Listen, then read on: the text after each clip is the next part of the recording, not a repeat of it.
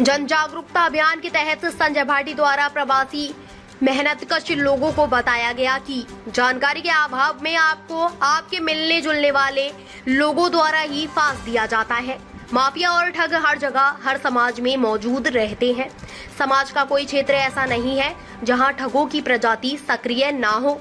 आपको खुद ही अपने आप को जानकारियों से लैस करना होगा और अपनी हितों की रक्षा के लिए किफायती और कानूनी रास्ते चुनने होंगे। प्रॉपर्टी डीलर्स ने या कुछ ऐसे खादीधारी लोग जो बढ़िया बढ़िया से दिखते हैं, उन्होंने तुम्हें यहाँ पहले तो प्लॉट दिवा दी। कोई ना कोई रहे होंगे, माध्यम रहे होंगे, सीधा कोई एक आधा ही फंसता है। ज़्यादातर एक चैन सिस्टम से शादी करता है, ठीक है। उसी की वजह से आपकी दूसरी चीज़ क्या है, आपके साथ नॉलेज की कमी थी, क्योंकि आप इस इलाके के नहीं थे। आप इलाके के लिए थे तो आपको नहीं पता था कि ये डूब क्षेत्र है। ये नदियों के किनारों पे और उन पे हर जगह ही ऐसा होता है। ऐसा नहीं है कि आपको प्लॉट बेच दिया और उसके बाद डूब क्षेत्र बना दिया। लेकिन सर ऐसा सुन लो, लेकिन आपको पता कब लगा, जब आपने यहाँ अपनी कुछ अधिकार मांगने शुरू करे। यदि हमें बिजली चाहिए, हमें सड़क चाहिए, हमें पानी चाहिए। पहले तो आप सस्ते के चक्कर में खरीदे जा रहे थे और ये सस्ती मिल रही थी, क्योंकि इसमें बहुत सारी जमीनें गवर्नमेंट की थी, बहुत सारी एलएमसी थी, नहरवाई की थी। यहाँ पीछे नहरवाई वाली भी बहुत है, मुझे वो सारी समस्या पता है। तो अब मैं इस बात पर नहीं जाना चाहता कि रियल प्रॉब्लम कहाँ से शुरू हुई। मैं इस बात पर आना चाहता हूँ कि अब जो समस्या आपके सामने है, मकान तो ले लिए, बना भी लिए, प्लॉट खरीद भी लिए, अब जो समस्याएं हैं मैं उन पर बात करने के लिए जैसे यहाँ आया हूँ। उनके लिए सबसे पहली तो मेरी विनती है आपसे, आज आप मुझे वहाँ मिले, अचानक में मैंने कहा कि आप मूर्ख क्यों हो रहे हो, कलेक्ट्रेट तक चक्कर क्यों लगा रहे हो। आपको मैं वहीं सिखा दूंगा और वहीं से लड़ाई लड़ो। यदि आप 50 लोग नेताओं के चक्कर में बहकाए में आकर के कलेक्ट्रेट में जा रहे हैं, 2 या 4 नेता आएंगे अपनी ऐसी गाड़ी में, कुर्ता पहन करके फोटो खिंचवाएंगे। कल को उनका ही फोटो अखबारों में आएगा और उसमें थोड़ा बहुत कुछ तुम्हारा लिखा हुआ होगा, 5-7 लोगों का नाम। ना तो कोई अधिकारी पूछ रहा है आपको, ना कोई सुन रहा है, ना कोई मतलब है। अधिकारियों की और उनकी आपस में बातचीत होती रहेंगी। उनका याराना पुराना ही है, वो है ही है। वो ऐसा नहीं है तुम्हारी वजह से हो गया, वो नेताओं का रहता ही है। आपकी समस्या सुनने के लिए लगे, नेताजी का खोपड़ा अखबार में दिखाने के लिए लगे ना कि नेताजी फला पार्टी के, ढिका पार्टी के, ताकि वो अपने आकाओं को दिखा सके कि मेरे साथ जन सैलाब जहाँ से टिकट लाएंगे। ना तो टिकट देने वाले को तुमसे मतलब है, ना जो वर्तमान में सरकार है उसको कोई मतलब है। आपने यहीं रहना अपनी समस्याओं के साथ। काय के साथ रहना, क्या 10-20 साल हो गए। अब हम आपको एक रास्ता देना चाह रहे हैं। आप में से जो पढ़े लिखे हैं, वो हमारे साथ किसी हॉल में या किसी ऐसी जगह जहाँ शांति से बैठा जा सके, वहाँ मीटिंग करें। हम तुम्हें आपकी लड़ाई लड़ने का, ये लड़ाई आज की नहीं है, एक ही बात की नहीं है। गई बिजली का तार कट गया, मीटर नहीं लगा, 1000 समस्याएं। आपके यहाँ स्कूल नहीं है, नाली नहीं है, स्वास्थ्य की व्यवस्था नहीं है। आपके साथ कोई भी लूट खसोट हो जाती है, आप थाने चौकी जाते हो, 4 दिन चक्कर काट कर टिक जाते हो, कोई आपकी नहीं सुनता।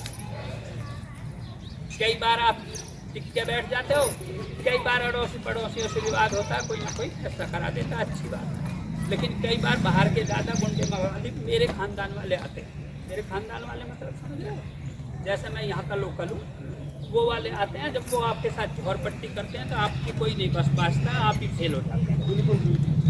समझ रहे हो, और आपको करके मन में सोच के ही बैठना पड़ता है। कई बार यहाँ ऐसे लोग आते हैं जिनको लगातार दिए जा रहे हैं, इसे लेना बंद।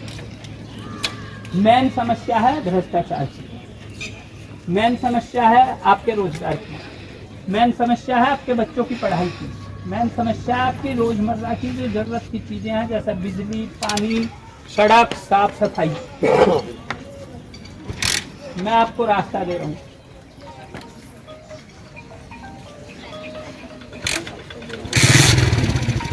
आदमी अपना रोजगार छोड़ के कोई ड्यूटी जाते होंगे, किसी का कुछ और काम होता होगा, ना भाग, अपने एक निश्चित समय कर दें। अपने यहाँ 10-20 लोगों की एक टीम बना लें,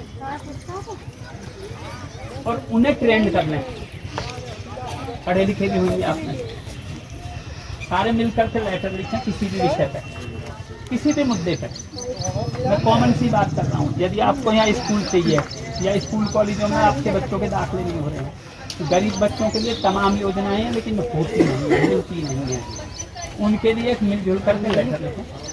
बिजली प्रॉपर्टी डीलर्स ने या कुछ ऐसे खादीधारी लोग जो बढ़िया बढ़िया से दिखते हैं, उन्होंने तुम्हें यहाँ पहले तो प्लॉट दिवा दी, कोई ना कोई रहे होंगे, माध्यम रहे होंगे, सीधा कोई एक आधा ही फंसता है, ज़्यादातर एक चैन सिस्टम से फंसा दिया जाता है। ठीक है, उसी की वजह से आपकी दूसरी चीज़ क्या है, आपके साथ नॉलेज की कमी थी, क्योंकि आप इस इलाके के नहीं थे। आप इलाके के नहीं थे तो आपको नहीं पता था कि ये डूब क्षेत्र है। ये नदियों के किनारों पे और उन पे हर जगह ही ऐसा होता है। ऐसा नहीं है कि आपको प्लॉट बेच दिया और उसके बाद डूब क्षेत्र बना दिया, नहीं। लेकिन सर ऐसा सुन लो, लेकिन आपको पता कब लगा, जब आपने यहाँ अपनी कुछ अधिकार मांगने शुरू करे।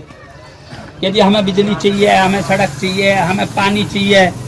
पहले तो आप सस्ते के चक्कर में खरीदे जा रहे थे और ये सस्ती मिल रही थी, क्योंकि इसमें बहुत सारी जमीनें गवर्नमेंट की थी, बहुत सारी एलएमसी थी, नहरवाई की थी, पीछे नहरवाई वाली भी बहुत है, मुझे वो सारी समस्या पता है। तो अब मैं इस बात पे नहीं जाना चाहता कि रियल प्रॉब्लम कहाँ से शुरू हुई, मैं इस बात पे आना चाहता हूँ कि अब जो समस्या आपके सामने है, मकान तो ले लिए, बना भी लिए, प्लॉट खरीद भी लिए, अब जो समस्याएं हैं मैं उन पे बात करने के लिए जैसे यहाँ आया हूँ। उनके लिए सबसे पहली तो मेरी विनती है आपसे, आज आप मुझे वहाँ मिले, अचानक में मैंने कहा कि आप मूर्ख क्यों हो रहे हो, कलेक्ट्रेट तक चक्कर क्यों लगा रहे हो, आपको मैं वहीं सिखा दूंगा और वहीं से लड़ाई लड़ो। यदि आप 50 लोग नेताओं के चक्कर में बहकाई में आकर के कलेक्ट्रेट में जा रहे हैं, 2 या 4 नेता आएंगे अपनी ऐसी गाड़ी में, कुर्ता पहन करके फोटो खिंचवाएंगे, कल को उनका ही फोटो अखबारों में आएगा और उसमें थोड़ा बहुत कुछ तुम्हारा लिखा हुआ होगा, 5-7 लोगों का नाम। ना तो कोई अधिकारी पूछ रहा है आपको, ना कोई सुन रहा है, ना कोई मतलब है।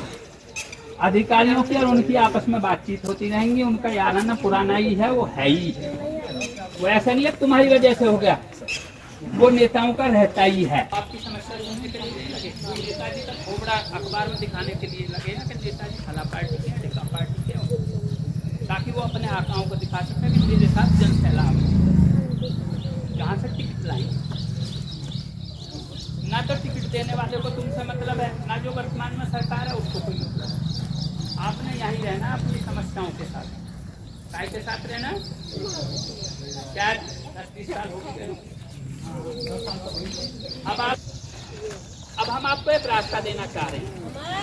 आप में से जो पढ़े लिखे हैं वो हमारे साथ किसी हॉल में या किसी ऐसी जगह जहाँ शांति से बैठा जा सके, वहाँ मीटिंग करें।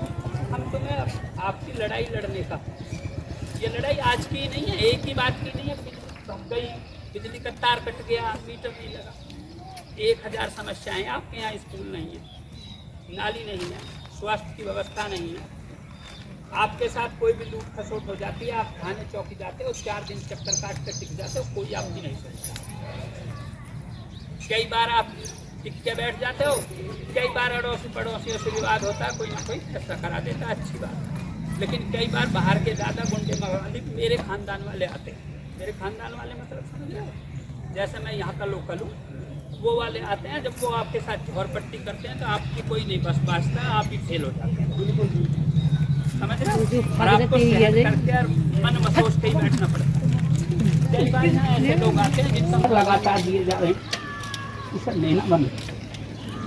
मेन समस्या है भ्रष्टाचार की, मेन समस्या है आपके रोजगार की, मेन समस्या है आपके बच्चों की पढ़ाई की, मेन समस्या आपकी रोजमर्रा की जो जरूरत की चीजें हैं, जैसे बिजली, पानी, सड़क, साफ सफाई। मैं आपको रास्ता दे रहा हूँ,